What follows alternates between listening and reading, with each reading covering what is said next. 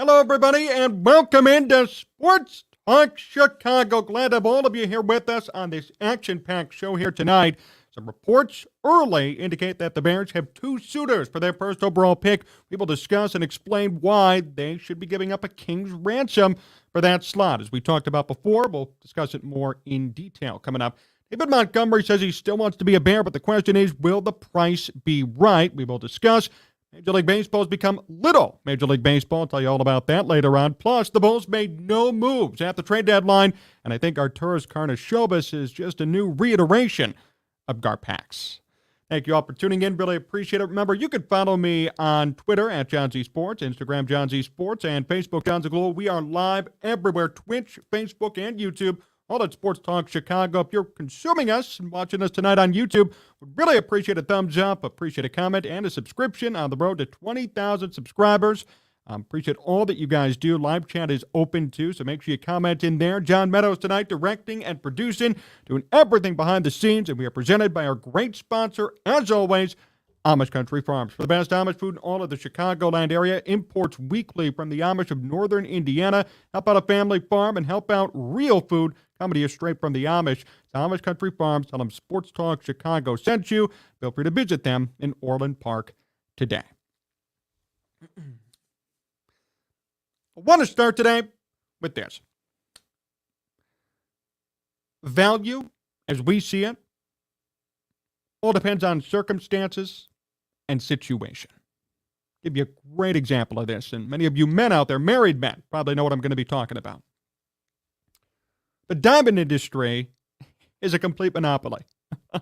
De Beers monopolized it way back in the 1930s. They put out marketing to suggest that you need to put in 3 months' salary in order to buy a wedding ring.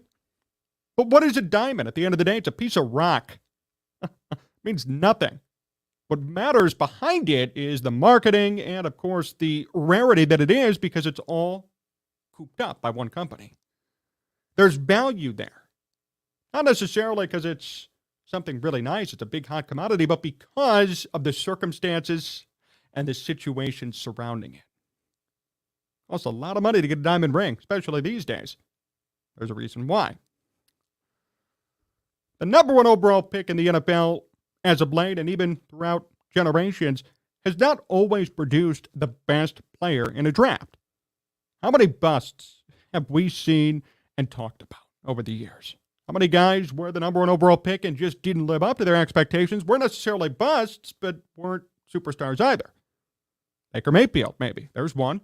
Ryan Leaf was a total bust. Jamarcus Russell, another bust. We could go on and on and on and go through the list. But the point is, there's that possibility that you might get it right. There are a couple of number one overall picks that do make it big, that do make something happen, that change franchises. So there's intrigue. Got that covered. The marketing aspect. But the other question is the neediness, the opportunity that comes along with it. Which teams are going to be needy enough to move up to take that number one overall pick? Which teams are willing to give up whatever it takes to get that top spot because they know if they get it, they're going to draft a quarterback and make a big franchise-altering decision. There's the circumstance and the situation. That number one overall pick is worth way more to Indianapolis or Houston than Green Bay or Vegas, even. Los Angeles, the two teams there. It's not because the pick is different or something's different with the pick. The pick itself has not changed. But what's changed is the team's neediness, the circumstances, the value that comes with the number one overall pick. So I saw this report this morning, and it made me think of all this stuff. Colts owner Jim Irsay has come out, and he said that he wants to trade up for a quarterback. According to Albert Breer, Colts owner Jim Irsay may have tipped his team's hand saying Indy favored an offensive coach, knowing we're going to have to find a young QB to develop. Indy's got the 4th pick. Asked if there's a QB at the top of the draft they want, would he give up heaven and earth to trade up and get him? And Ballard said, yes, I do whatever it takes. That was the GM. Colts are going to be all in. And now a new report came out late actually only a few hours ago, saying that the Texans indeed want a quarterback with that number 2 overall pick. They are targeting a quarterback. So we got 2 teams within the top 5 who want a quarterback, and the team that has that number 1 overall pick doesn't need a quarterback and is willing to listen to offers to make a deal and make a trade. See what I'm getting at here? See what I mean?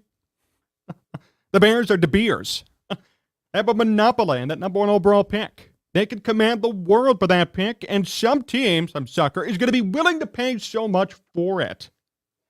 And it's up to the Bears to make the right move, and for Ryan Poles to command enough in return to help out the Bears, not just this year, but next year and the year after that. The Bears and De Beers sounds pretty similar, doesn't it? Same idea. See what I mean? It's all about value. It's all about circumstances. It's all about situation. Nothing changes with that pick because you could draft anybody. It's a total crapshoot. What you are doing, if you're the Colts or the Texans, is you're moving up to take a big swing. You're either going to hit a home run or swing and a miss and whiff. You're trading up for a 50% chance at changing your franchise for the next 10 to 15 years. That's it. That's all you're doing. And the Bears have the ability now to command so much for that. They have to exploit it to the core, to the point where you're forcing a team like Indianapolis or Houston to give up 3 or 4 first-rounders for that pick alone. Or a couple of first-rounders, second-rounder, third-rounder, first-rounder next year for that pick alone. That's exciting. And if you're a Bears fan, you should be overwhelmed with joy and enthusiasm that not only this year, but next year, even the year after, the Bears could be set in the draft already just because of this pick today.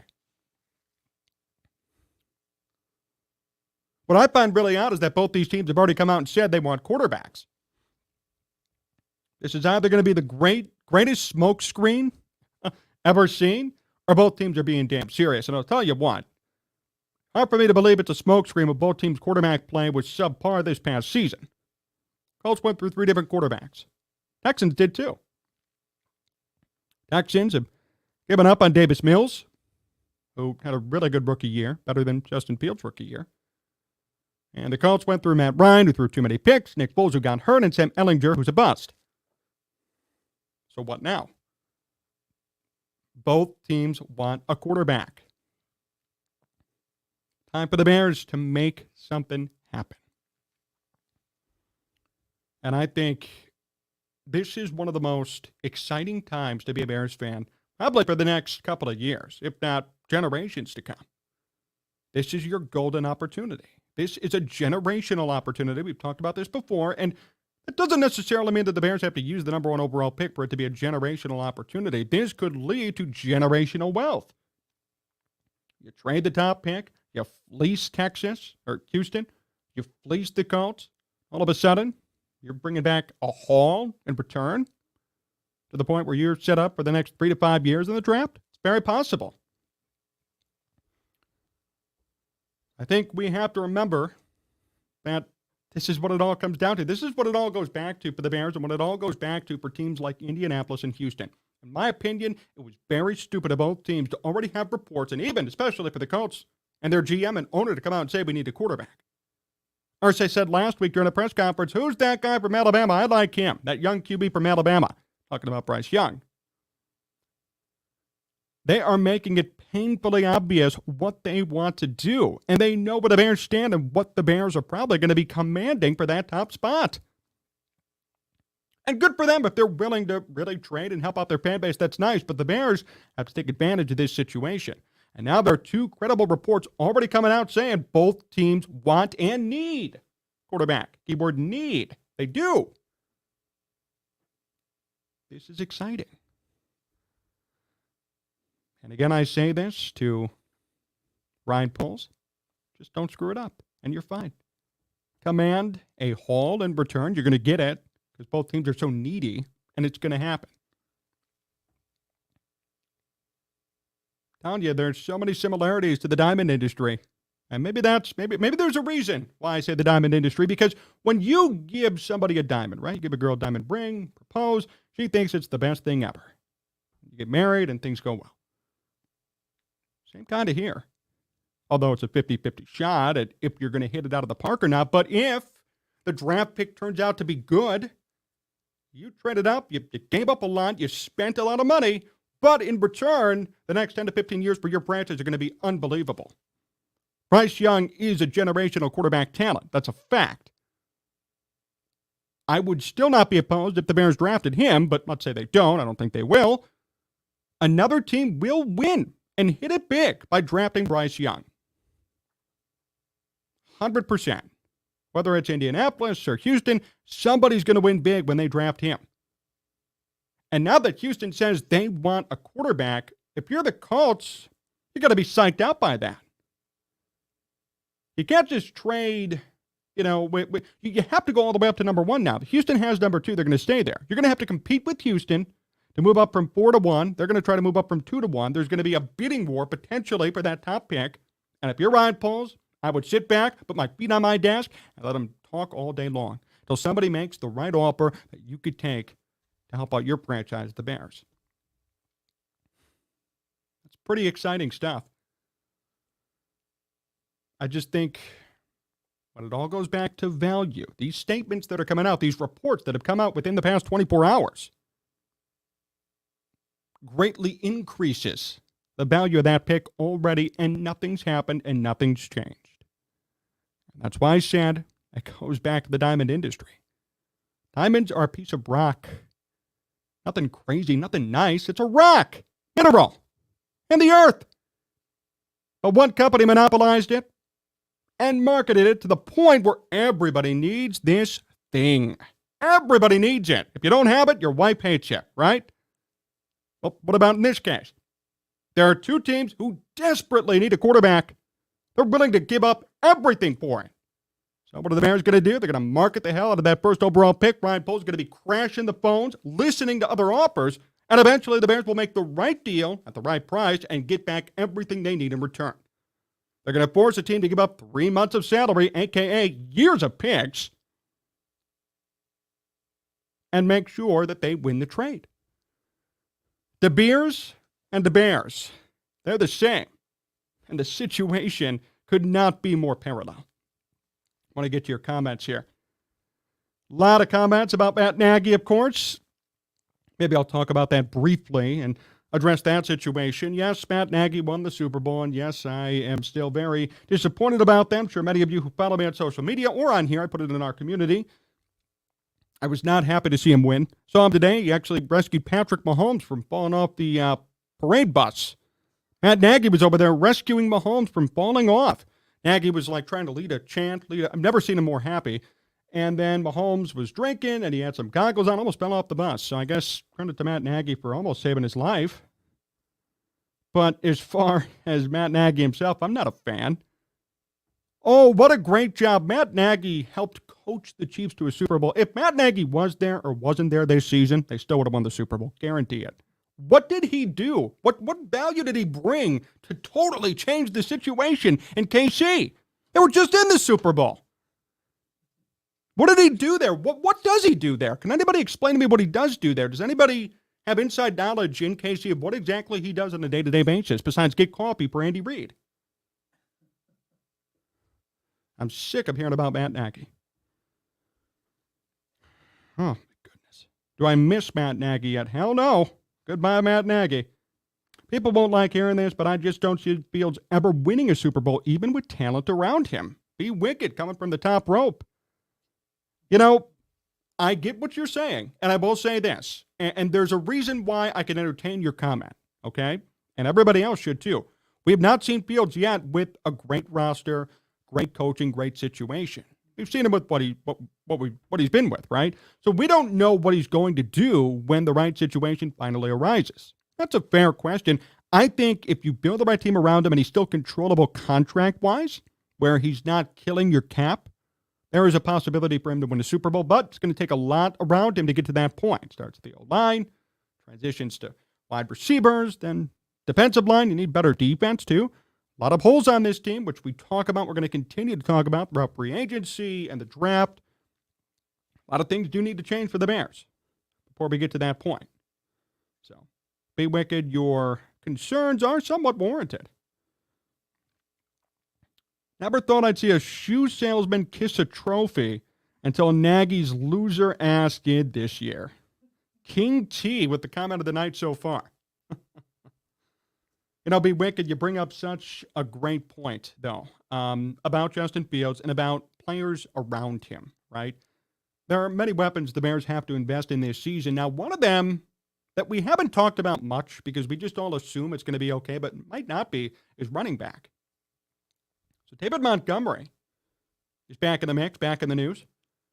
He has confirmed his desire to stay with the Bears. He said, quote, "I'm excited for free agency. I love the Bears, love the organization, love how the city treated me. They got a good thing going over there, and I hope I'll be back." When asked about other teams that pique his interest in free agency, Montgomery kept it vague, seemingly focused on sticking with his current team. Quote, "I really just try to see where I'm at right now, not trying to look too far ahead. I just try to take it one day at a time and be present with where I am, be where my feet are."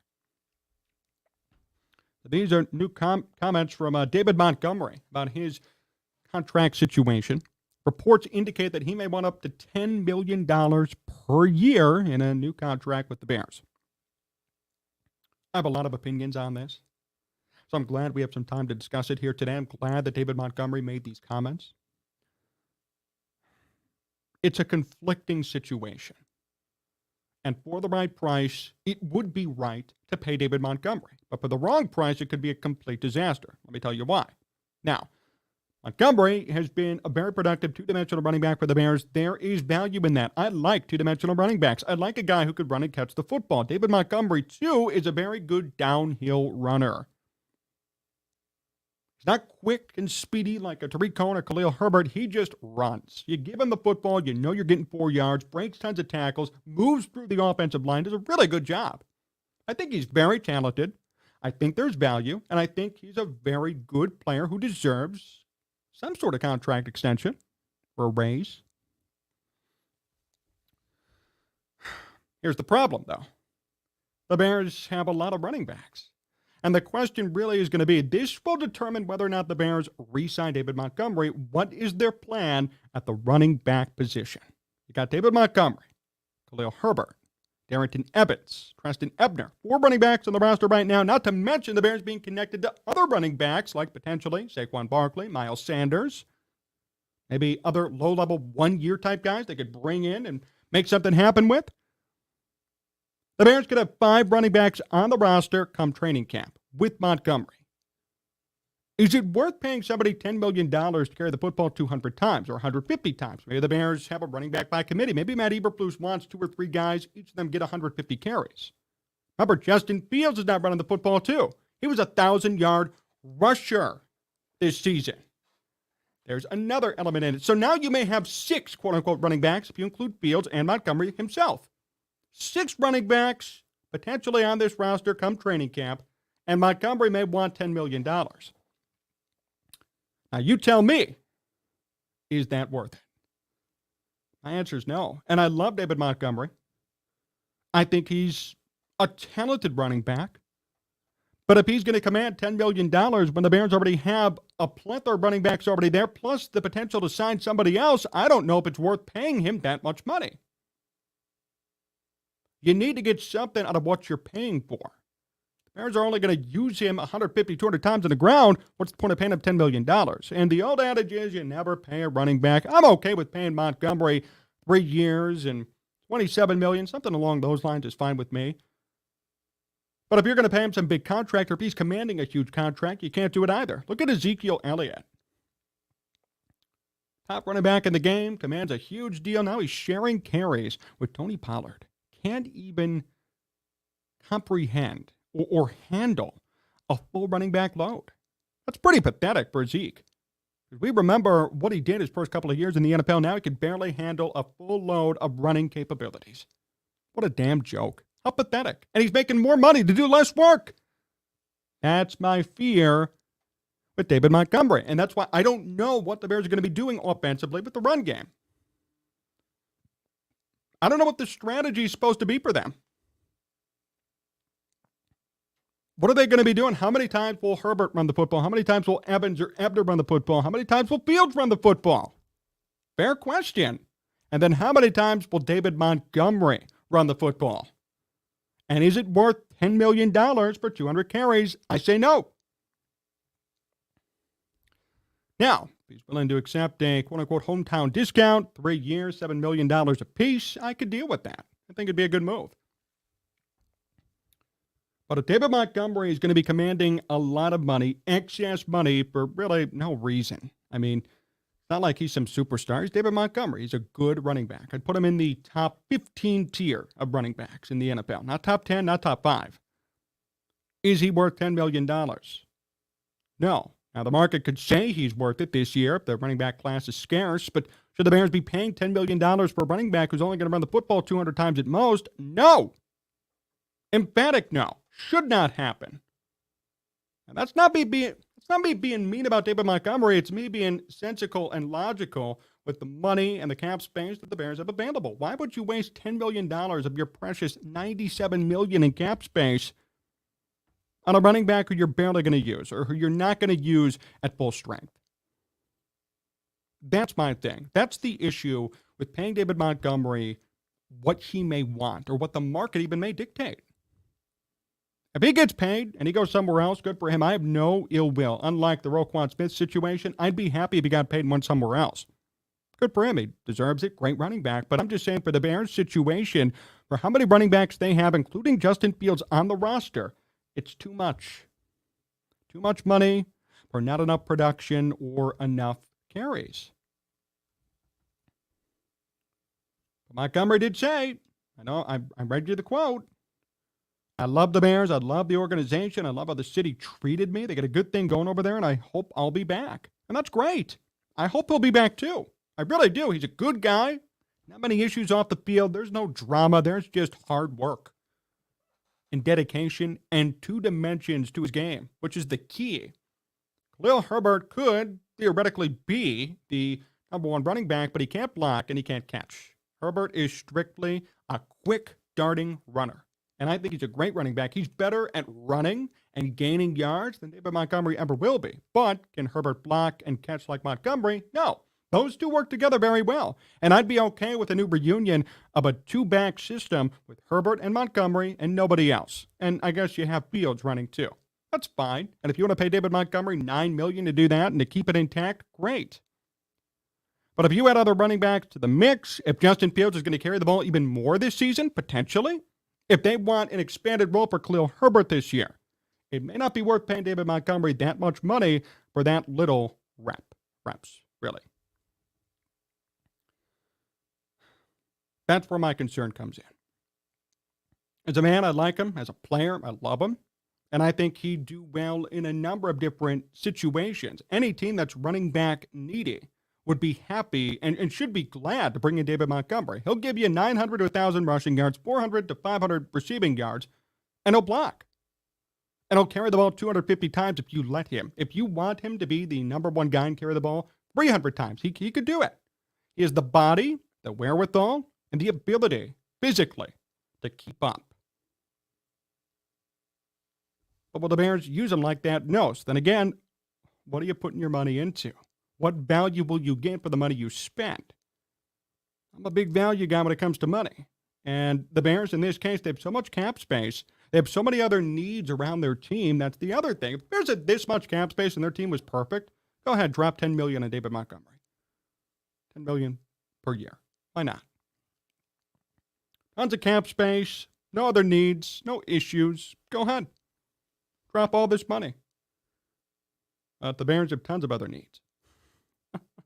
Tons of issues. Tons of things that certainly need to be addressed. So at that point, well, is David Montgomery, in the grand scheme of things, going to be worth that much money? No, it's not. That's why I think the Bears should probably consider the possibility that they may not have him next year. It's good to know that Montgomery wants to be back. It's nice to see that he isn't causing drama already. He's very cordial, happy about his time here in Chicago, and he's done a great job for all intents and purposes. Remember, this was a Ryan Pace pick in the late rounds of the draft. This was not a first-round pick. This was not a hyped-up pick. This was not a trade-for pick. Late-round pick, Iowa State, turns into something great. what David Montgomery has done with pretty much zero expectations is phenomenal. He deserves money. He deserves payment. He deserves an expanded role. I just don't know if the Bears could even promise that to him. And if they can't promise him 250 carries, 200 carries even, because they have a running quarterback and now they got Khalil Herbert, Darrington Evans, Preston Ebner, potentially another running back they'll sign. It's not worth keeping David Montgomery. And I compare this, by the way, to Lamar Jackson and the situation out in Baltimore. They've gone through so many running backs over the years. Mark Ingram, J.K. Dobbins, all back and forth. At the end of the day, Lamar Jackson is the guy. Any running back could be in that situation and do just fine as a secondary running back. Lamar Jackson is the main man. He's the running back. He's the quarterback. He's the offense. They recalibrated their entire offensive scheme around him. That's great. But if you're a running back, you're screwed. You're only going to get 600, 700 yards per season. You're not going to be amazing. You're going to be okay. But you won't be the guy. It's not like back in the old days or even on other teams where they're carrying the ball 250, 300 times. You're not Derrick Henry. You're J.K. Dobbins or you're Mark Ingram at the end of his career on top of it. That's the issue.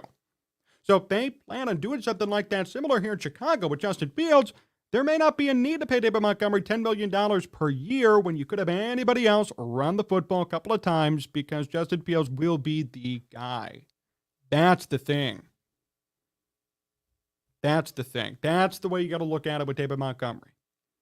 As a person, as a player, as a talent on the field, he checks every box. But simply put, is this scheme going to be suited for him? And are the Bears going to get out of him what they put in? I don't mean production dipping. I mean literally getting enough carries to supplement what they're paying him, to justify it. I don't think that's going to happen. And that's why I would say if David Montgomery wants to stay in Chicago, better be prepared to take a discount. There is no need to pay him $10 million if he's going to carry the ball 200 times. Or if he's not going to be the number one guy because of Justin Fields, and then all these other running backs are going to need their carries. It's literally Baltimore. And Baltimore is not paying J.K. Dobbins and Mark Ingram $10 million. They're making smaller salaries. Lamar Jackson's the guy, and that's it. And here it's going to be Justin Fields, the Justin Fields show, and a supplementary couple of running backs who could run behind the scenes and play as decoys when Fields isn't running the football.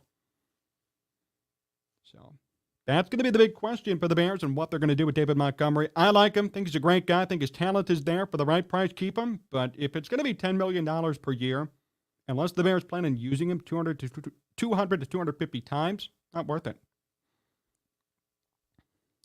Take a look at some of your comments here. I wouldn't trust Miles Sanders because down the stretch he was not a factor. Was that because of Jalen Hurts? It's possible. And, Aaron, you could be 100% right. There's another situation, another one, where Jalen Hurts came out of the scene. He was rushing more and more as the season went on.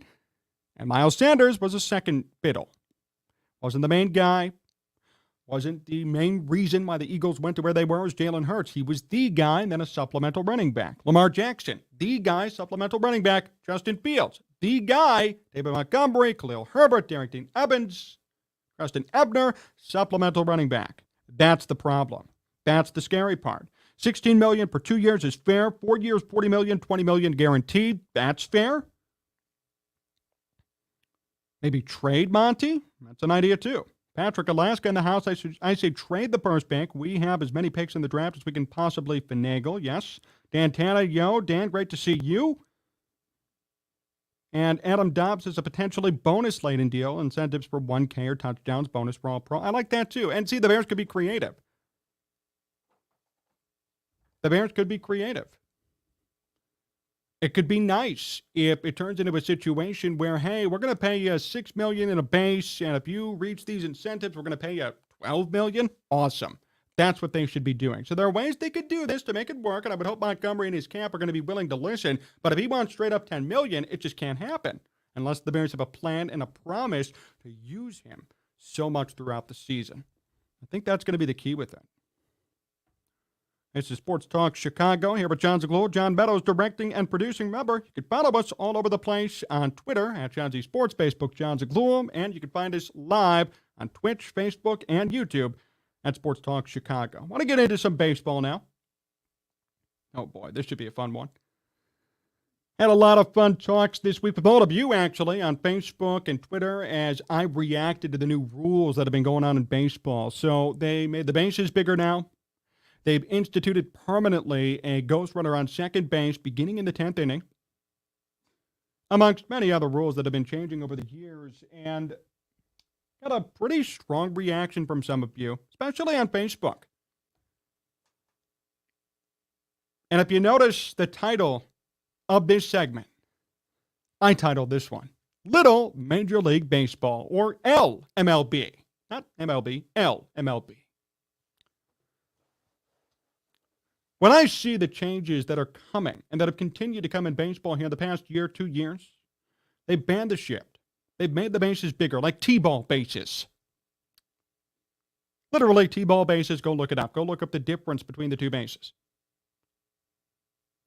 Putting ghost runners on second base in the 10th inning. This is not California League Baseball. This is not Babe Ruth Baseball. This is not Little League Baseball. It's the major freaking leagues. The majors. But yet, I titled this segment Little Major League Baseball because that's what they are. They're a bunch of babies, all of them, banning the shift. You know what? Be better as a player. Can't steal bases? Be better as a player. You don't need to make the bases bigger. What are we doing here? Why is Major League Baseball caving to all of these demands where we're watering down the sport? To the point where we have to adjust the rules. Baseball has to adjust the rules for everybody else to succeed. What about you? Work harder. Stop swinging for the fences. Stop pulling the baseball. Run more. Implement stolen bases into your strategy. Don't go into extra innings. Be the better team. I am so sick of all these things that I'm seeing, and I have to tell you, I don't even know what this sport is anymore. This is literally Little League Baseball put to the majors. And it's not just me. Got Major League Baseball players on my Facebook who commented the same thing. Derek Barton, who may or may not be watching right now, said that these rule changes are making the game as soft as puppy poo. That was his quote. As soft as puppy poo.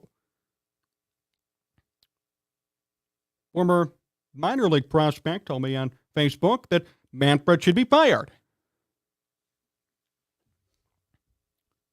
My goodness. Everybody knows what's going on here, and it's a damn joke. It's not just me. Oh, get off your lawn. No, it's not. Former players saying the same thing. Got BBWAA members commenting on the post saying, you're crazy. No, you're crazy. Really? This is the product you want? This is the product you've been clamoring for? A shift-less, bigger-based nightmare with ghost runners, universal DHs. This is high school baseball. This is travel baseball. This is Babe Ruth baseball. This is T-ball. This is not Major League Baseball. I watch Major League Baseball. Not T-ball. Want to go watch T-ball? Go watch one of my siblings' games. Go to their games. Then I'll watch T-ball. I'll watch Little League ball, whatever it is. This is Major League Baseball. I tune in to watch the pros play. I tune in to see the best of the best, but really, it may not be the best of the best anymore. It may just be players who are able to influence the commissioner to make rule changes so that they could succeed. Instead of turning it around and saying, hey, maybe the problem's on me. Maybe I should get to work in the offseason and improve my game. And stop swinging for the fences. Stop trying to hit against the shift. Steal more bases. Do things differently. Instead of getting all caught up in this sabermetric bull crap.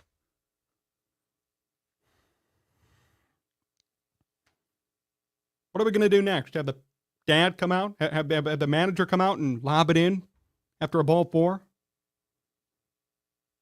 I mean, what the hell is going on here? This is not the game that I grew up watching. And I know I'm young, but this is not the game that you grew up watching either. And I know it because we've seen it. This is just a black mark in the game, I have to say. Other people don't want to say it, but it's true. It's a black mark on the game, and I don't care if this is the most get up off my lawn thing you've ever heard. I don't care if I sound like a boomer right now. You cannot tell me that any of this is good or exciting or positive. If you're a youngster who wants to watch Little League Baseball in the majors, then you're going to be really excited. But if you're somebody who tunes into Major League Baseball because it's major, it's the show, it's a big deal, you're not happy about this. It's a joke. How could this be good? Bases bigger? I mean, have you seen that side-by-side comparison? It might as well be T-ball bases. Why? Why are we doing this? Banning the shift? Bunt against the shift. Come on, put your pride down and bunt against it. Force them to run out the field better, then hit the ball the way you want. Oh, it's going to increase batting averages for guys like Joey Gallo and pull hitters. Joey Gallo sucks anyway. Strikes out 200 times a year. Barely even plays. They're making all these rules for a specific majority now of players who are unwilling to make adjustments at the plate. Who cares if offense is down? It's Major League Baseball. We're not supposed to be scoring 10 runs per game. This isn't Little League ball, but yet, again, here we are, Little League Baseball. Now, there are rules, too, for pitchers. You can't put in a position player till the 8th or 9th inning when the team's up by 8 or more runs. I mean, might as well put the slaughter rule in effect, the mercy rule. 10 runs after 5, right? Game over. Let's make this as Little League as possible. We should. Already going that way. The pendulum is swinging back that way. You might as well do it. Do it. Put in a slaughter rule then. Right? I mean, what else could we think of? I'm trying to think of other stupid rules in Little League ball. How about no stealing till the ball crosses the plate, and then we'll make the bases 60 feet instead of 90. That'll increase stolen bases, right? 60 feet length instead of 90. Might as well do it. Why not? Do it.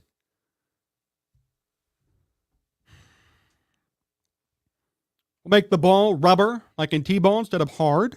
We'll use aluminum bats instead of wood. There's so many other... Where's Commissioner Manfred? We got to get him on the phone. Talk to Rob Manfred about all these changes. I think it'd benefit the game, right? Imagine an aluminum bat and a rubber ball. It'd be like 100,000 home runs a year. There's your offense.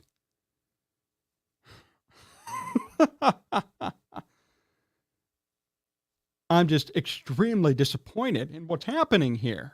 This is not the game that I grew up watching, and that's why I'm so hurt. I love baseball. It's my first love when it comes to sports, even before football and the Bears. I was watching ball all the time, not just Cubs and White Sox, everybody. I loved the 2000s.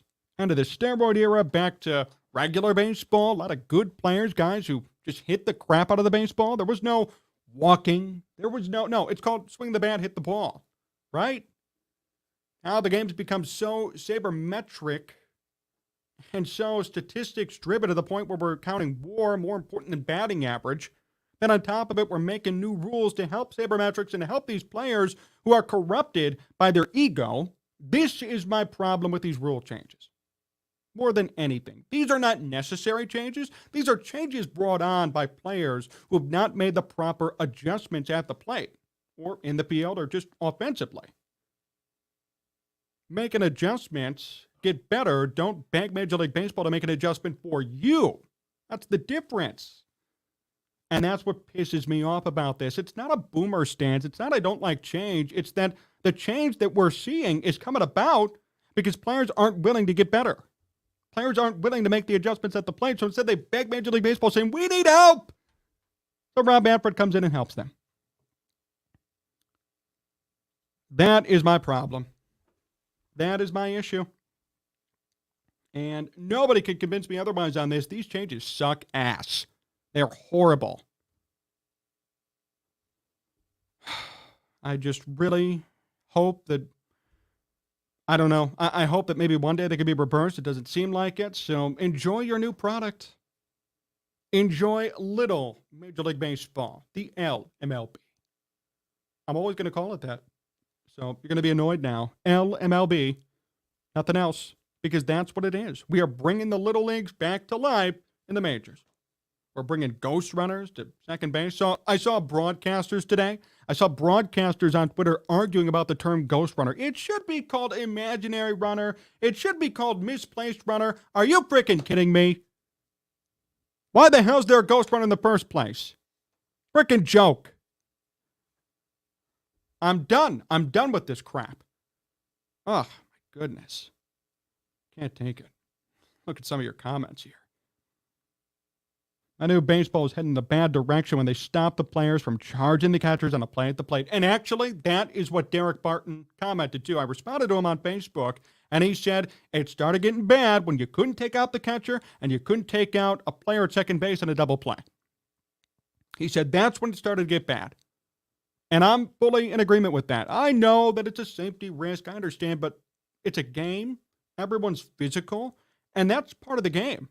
You know, as a second baseman and a shortstop, part of your value was, hey, can I hop over a runner and turn a double play? It's an art of the game. It's an art. Brett Boone said it on this show. It's an art. Now it's over. Catchers being able to hold strong behind the plate, tag out a runner, absorb a hit, part of the game. It's an art. Over. Now we have no more ships, so everybody could just be a dead pull hitter. So there's no more art to hitting anymore. There's no more art to stealing a base anymore because the bases are bigger. I mean, what happened to this skillful part of the game? Everybody wants to hit a home run, walk, or strike out. What happened to being a skilled player? What happened to a guy like, I don't know, Willie McGee? Looking up his numbers today, Willie McGee was a great player. Didn't get his due. Willie McGee was great. Right? Skilled player. Ran. Hit the crap out of the baseball. 200 hits a season. 300 batting average. 325. But yet Bohr says, oh, he was only a 30-win player. He wasn't even close to being a Hall of Famer. Willie McGee was a great player, right? So these sabermetric stats are skewing the way players play games, and now they're causing rule changes, and they're forcing players to now be worried more about, hey, what's my on-base percentage? How many times am I walking per game, per year? I don't want 3,000 hits. I want 1,000 walks in my career. Since when was it okay to sit there and look for a walk instead of get a hit? Now we have to acknowledge an imaginary runner, LOL. Yes, we do. Be ready for that. It's going to be the last out of the inning before.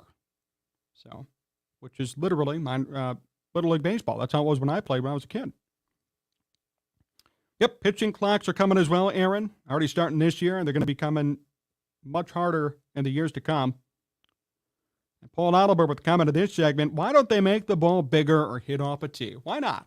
Let's make the ball a beach ball, and we'll hit off the tee. If they can't hit it off the tee, the coach will come in and just flip it to him like soft toss. Go ahead, hit it deep. Freaking joke.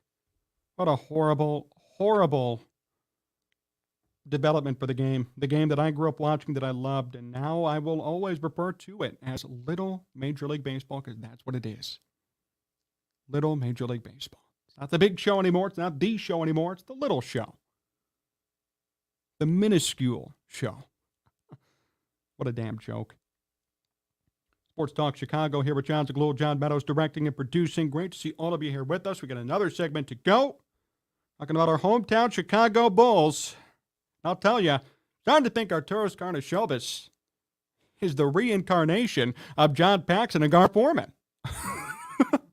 Anybody else think so? The Bulls at the trade deadline, they were a couple of games under 500 in the 10 spot in the play-in tournament. They made 0 moves. 0. Actually, one of the only 2 teams in the entire NBA to not make any moves. Them and the Cavaliers, but the Cavaliers are actually good.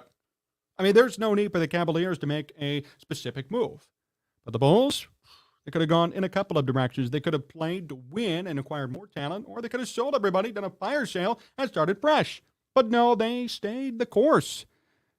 In the past 5 games, they're shooting 19% from three-point range. Worst amongst any team ever in NBA history in 5 games, in a 5-game span. Worst ever. 19% last 5 games from three-point range. So Arturas Karnisovas said, you know what? This team is perfect the way it is. Keep it. Keep this team. Keep these players. They're great. Shooting 19% from three-point range in the past 5 games. Great team. I think they're competitors. Yes, let's do it.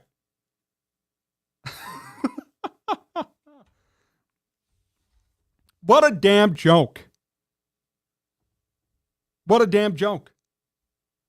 How sad and pathetic has this team been all year? It's been up and down, 500. They've been losing games to teams they should have beat. They lost to the damn Rockets with this team with their starters in.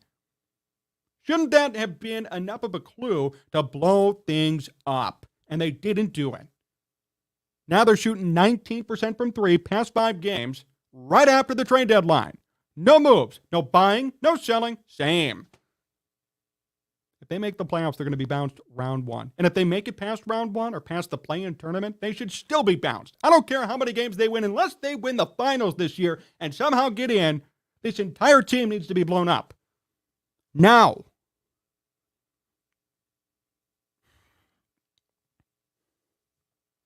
Patrick Williams is a bust. A bust. It's over. Get rid of him. And look, I praised Arturas for the moves that he made early. Wendell Carter, Lauri Markkanen. But I have to say, maybe it wasn't necessarily a Lauri Markkanen or a Wendell Carter problem. Maybe it was a culture problem. It was a coaching problem. Remember, Markkanen started with, at the time, Fred Hoiberg, then Jim Boylan. Obviously, that was a whole disaster. Wendell was with Jim Boylan, another disaster. Arturas comes in, sends him out, which was nice, and yet now they're succeeding. They're doing good. Lauri Markkanen is going to be in the 3-point competition on All-Star Weekend. Lauri Markkanen. The hell's going on? And now Billy Donovan has said on the record that if Russell Westbrook's out there, the Bulls may want him, and I think that's just the best way to end the year, in my opinion. Couldn't do it any better. Let this team go down in flames. And this is not a slight on Russell Westbrook. I actually like Russell Westbrook. But it's obvious that the game has transcended him. It's gone past his head. Okay? Russell Westbrook is a drive guy, and he's a stat patter to an extent. Hey, he misses a shot, gets his own rebound, puts it back in. There's your triple-double.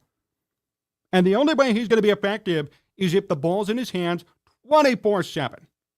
Has to be in his hands 24/7 or else useless. Doesn't work. The Bulls bringing in Russell Westbrook onto a crowded team of overpaid players like DeMar DeRozan, Zach LaVine, Nikola Vucevic. It ain't going to work, I'm telling you right now. It's not going to work. So if the Bulls want to bring him in for a minimum salary in the buyout market, great. That will really set them back. This reminds me so much of Fred Hoiberg's, maybe his first year here, where they had Dwayne Wade when he was all old and washed up, Jimmy Butler, and they made the playoffs somehow. Rajon Rondo was there. They had lost in the first round, and everybody thought, oh my gosh, this is such a good team. No, they sucked. They were horrible. And at that time, there should have been something blown up. But there wasn't. Everybody believed, and they kept moving forward, and it just got worse and worse and worse.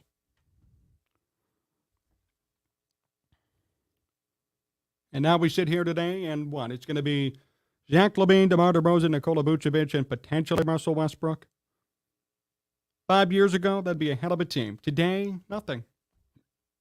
Nobody can play together. Nobody's winning. No one's doing anything productive. I just don't understand what happened. I don't get what happened to this team. You know, just 2 years ago, Arturas and Mark Eversley came in, and they had a plan, seemed like. They got rid of everybody on this team except Zach LaVine and Kobe White from the previous regime.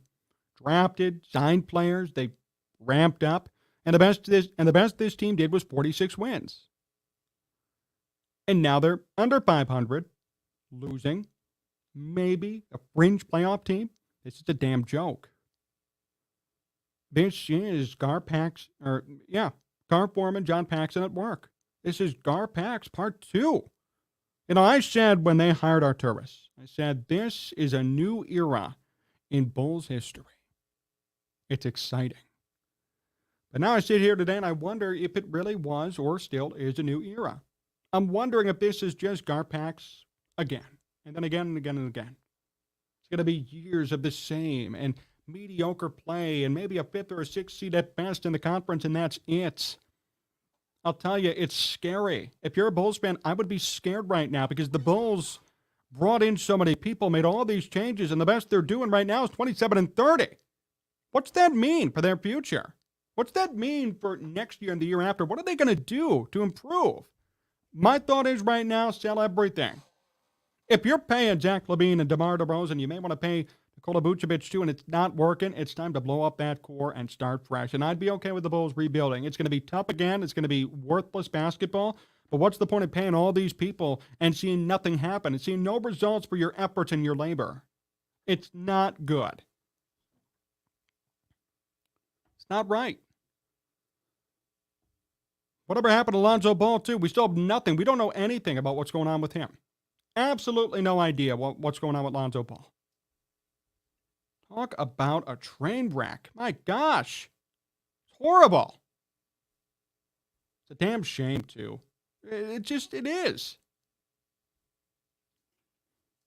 You want to see the best from this team.